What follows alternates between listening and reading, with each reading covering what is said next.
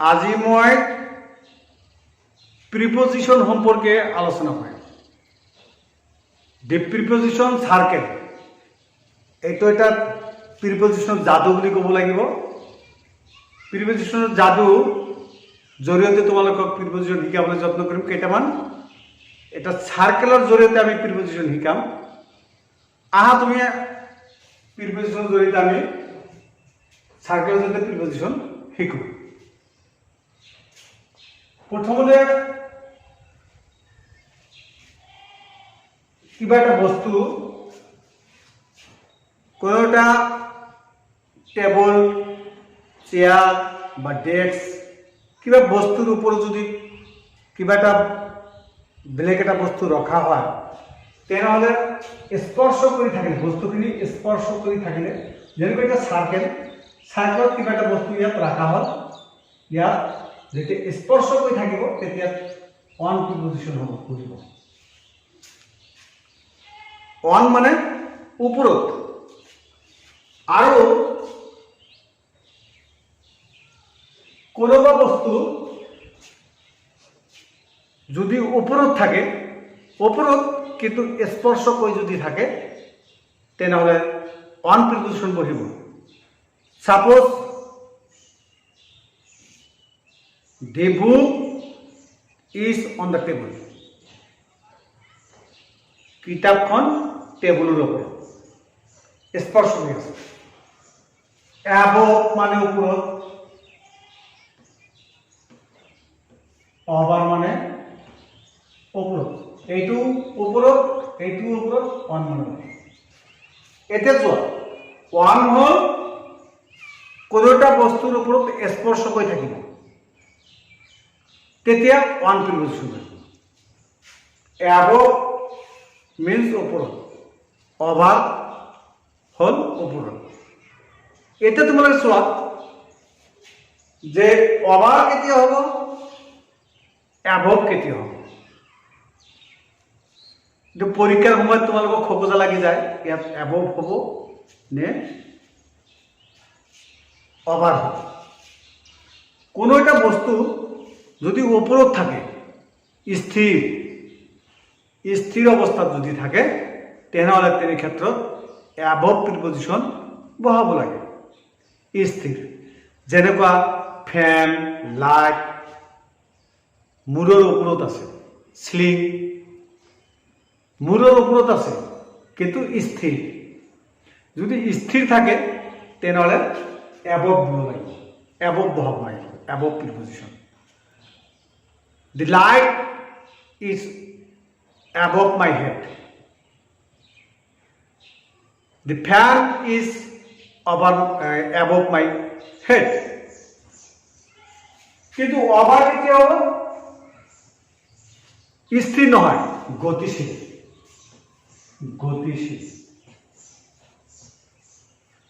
গতিশীল আৰু এইটো বহিব স্থিৰ অৱস্থাত থাকিব। স্থির গতিশীল। Suppose the birds are flying over my head.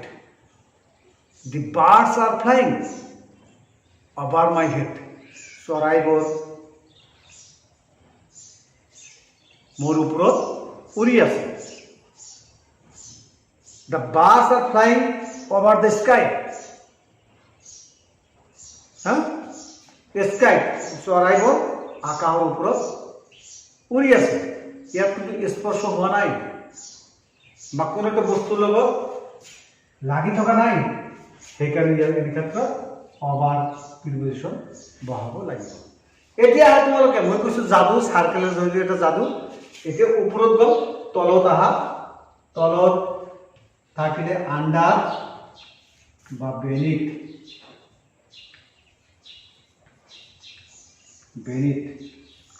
Beneath মানে তলত, আন্ডাৰ মানে তলত। The cat is sitting under the table. টেবুলৰ তলত মেকুৰীটো বহি আছে। তেনে ক্ষেত্ৰত আন্ডাৰ নাইবা বেনিথ আমি বহাব পাৰোঁ। আৰু কাষত যদি বুজায়, এইটো চাৰ্কেলৰ কাষত যদি বুজায়, কিবা এটা বস্তু যদি চাৰ্কেলৰ কাষত বুজাইছে তেনেহ'লে বিচাইড মানে কাষত, নাইবা বাইক দিব পাৰোঁ। চাৰ্কেলৰ কাষত মোৰ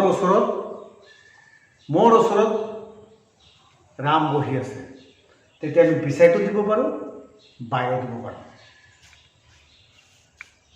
চাৰ্কেলৰ ভিতৰত যদি কোনোবা বস্তু আছে, চাৰ্কেলৰ ভিতৰত কোনো এটা বস্তু আছে, তেনেহ'লে ডাঙৰৰ ক্ষেত্ৰত ইন প্ৰিপজিশ্যন বহাব লাগিব আৰু সৰুৰ ক্ষেত্ৰত এক প্ৰিপজিশ্যন বহাব লাগিব।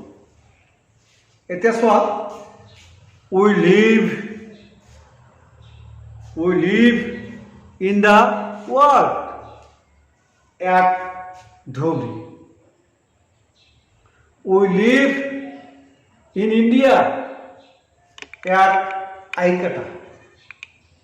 তেনেহ'লে ইণ্ডিয়াটো ডাঙৰ আৰু তাৰ ভিতৰত সৰু আইকাটা। তেনেহ'লে ডাঙৰৰ ক্ষেত্ৰত ইন প্ৰিপজিশ্যন বহিব, চাৰ্কেলৰ ভিতৰত থাকিব লাগিব, আৰু এক সৰু ঠাইৰ ক্ষেত্ৰত এক প্ৰিপজিশ্যন বহিব। কোনো এটা বস্তু চাৰ্কেলটো ক্ৰছ কৰি গ'ল, এনে ক্ষেত্ৰত চাৰ্কেল ক্ৰছ কৰি যাব through by cross.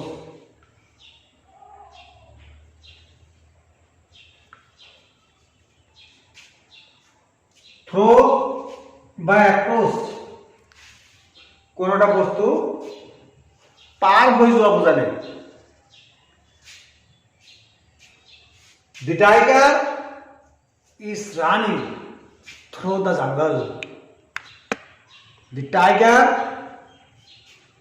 is running through the jungle.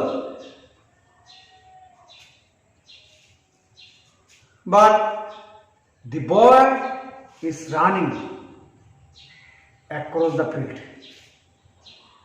এনে ক্ষেত্ৰত ক্ৰছ মানে যদি কোনো একটা বাউন্ডারি বা সার্কেল যদি অতিক্রম করে যায় তেনেহলে থ্রো বা অ্যাক্রস প্রিপজিশন বহাব লাগে। এতিয়া নিশ্চয় জানা আপ মানে ওপৰত, ডাউন মানে তলত। এই সাৰ্কেলৰ ভিতৰত যদি থকা বুজায়, ভিতৰত গতি কৰিছে, ভিতৰ ফালে গতি কৰিছে, গতি কৰা অৱস্থাত ইনটু প্ৰিপজিশ্যন বহাব লাগিব। Our teacher is entering into the room, এনে ক্ষেত্ৰত কিন্তু ইনটু বহাব লাগিব। The players are entering in the playground, তেনেহ'লে সোমাব অৱস্থাত যদি বুজায় কোনো বাউণ্ডাৰী বা চাৰ্কেলৰ ভিতৰত তেনেহ'লে ইনটু প্ৰিপজিশ্যন বহাব লাগিব। আৰু চাৰ্কেলৰ চাৰিওফালে কোনোবা বস্তু যদি থাকে, চাৰিওফালে এনেকুৱা ধৰণৰ চাৰিওফালে আছে,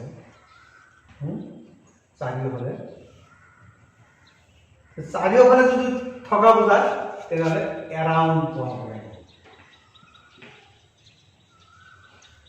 এৰাউণ্ড প্ৰিপজিশ্যন বহাব লাগিব। এইটো এটা কিন্তু প্ৰিপজিশ্যনৰ যাদু বুলি মই ক'ব পাৰোঁ। নিশ্চয় মই ভাবিছোঁ তোমালোকে নিশ্চয় বুজিব পাৰিছা, আৰু যদি বুজা নাই তেনেহ'লে তোমালোকে মোৰ এই ভিডিঅ'খনত কমেণ্ট কৰি জনাবা বুজা নাই বুলি, মই আকৌ বুজাই দিয়াৰ কাৰণে চেষ্টা কৰিম। আৰু ভাল লাগিলে ভিডিঅ'টো বেছি বেছিকৈ শ্বেয়াৰ কৰিবা, কমেণ্ট কৰিবা আৰু লাইক কৰিবা। এতিয়া মই আৰু এটা ৰিভিজন কৰিছোঁ এইখিনিতে, যে ওপৰত বুজালে কেইটামান প্ৰিপজিশ্যন কৰে। ওপৰত অন মানে ওপৰত, এবভ মানে ওপৰত, অভাৰ মানে ওপৰত। এনে ক্ষেত্ৰত কিন্তু পৰীক্ষাৰ সময়ত তোমালোকৰ খোকোজা লাগি যায়, পাজেলিং লাগি যায়। গতিকে এটা কথা মনত ৰাখিব লাগিব, ওৱান মানে কোনো এটা বস্তু যদি আন এটা বস্তুৰ ওপৰত থাকে, স্পৰ্শ কৰি থাকে, স্পৰ্শ, স্পৰ্শ কৰি থাকিলে তেনে ক্ষেত্ৰত ওৱান প্ৰিপজিশ্যন বহাব লাগিব। এইটো চাৰ্কলত স্পৰ্শ কৰিছে গতিকে ওৱান প্ৰিপজিশ্যন বহাব লাগিব।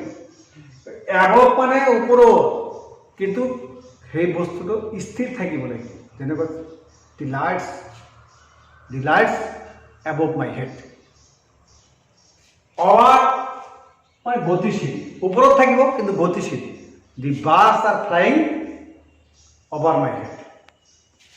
অভাৰ গ'ল ঠিক তলফালে আহা, তল মানে ডাউন, আণ্ডাৰ মানে তলত, বেনিথ মানে তলত। আণ্ডাৰ বহাব পাৰা নাইবা বেনিথ বহাব পাৰা। আপ মানে এবভ, ডাউন। কাষত যদি বুজায়, চাৰ্কলৰ কাষত বিচাইড নাইবা বাই বহাব পাৰিবা। ঠিক তেনেকৈ চাৰ্কলৰ ভিতৰত ডাঙৰ ক্ষেত্ৰত ইন আৰু সৰুৰ ক্ষেত্ৰত এট প্ৰিপজিশ্যন বহাব লাগিব। In that means, for example, we